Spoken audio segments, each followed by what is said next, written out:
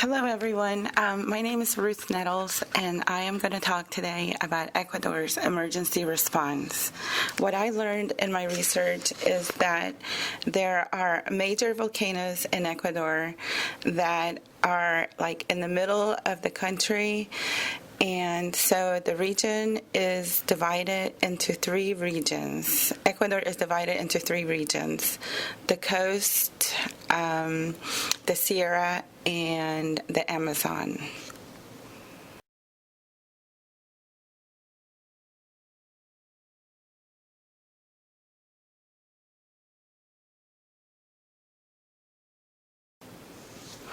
Okay, the volcanoes, the major volcanoes that I found were the Cayambe, the Reventador, the Antisana, the Sumoca, the Tungurahua, the Sangay, the Chacana, the Guagua, Pichincha, and of course, the biggest one that I will talk about mostly is the Cotopaxi.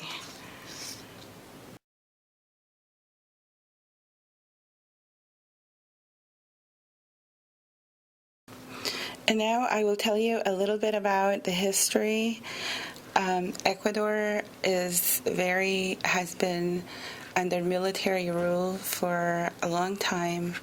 In fact, in 2009, I researched an article about the democracy set in place.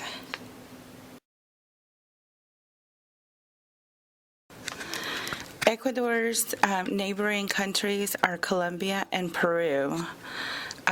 Ecuador has had a major conflict with both countries throughout their time, basically because of border disputes. Peru has, there is an Amazon, the Amazon basin that has oil, and therefore these two countries fight over this oil.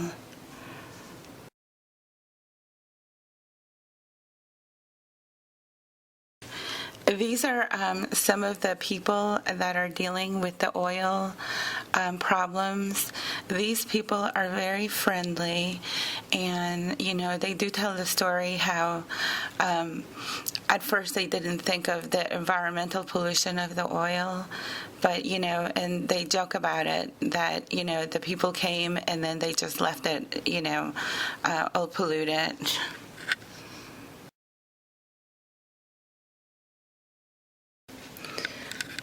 And because of this oil, this has caused tremendous environmental hazards to the health of the Indians that live there.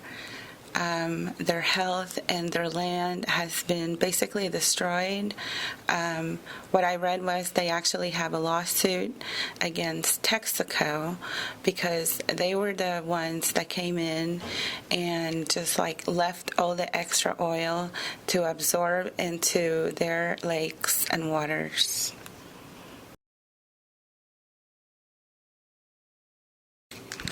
Here is a disaster management planning and policy in the country.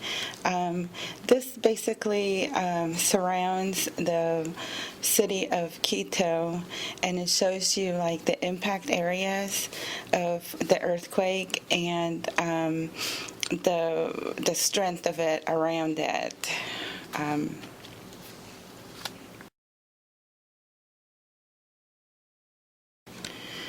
We also have the vulnerability maps, which shows that there's a lot of physical vulnerability in the yellow areas, and in the orange areas it's very high.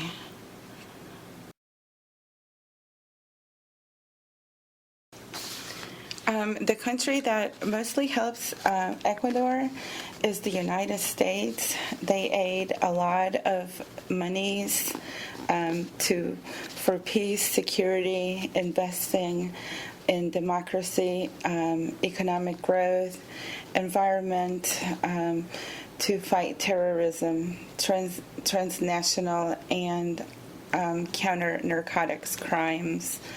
It also aids military support and military infrastructure, humanitarian aid, refuge assistance, anti-terrorism, education, and agricultural training. In fact, the United States gave over 2.3 over the amount for educational programs and over 4.1 million to health programs.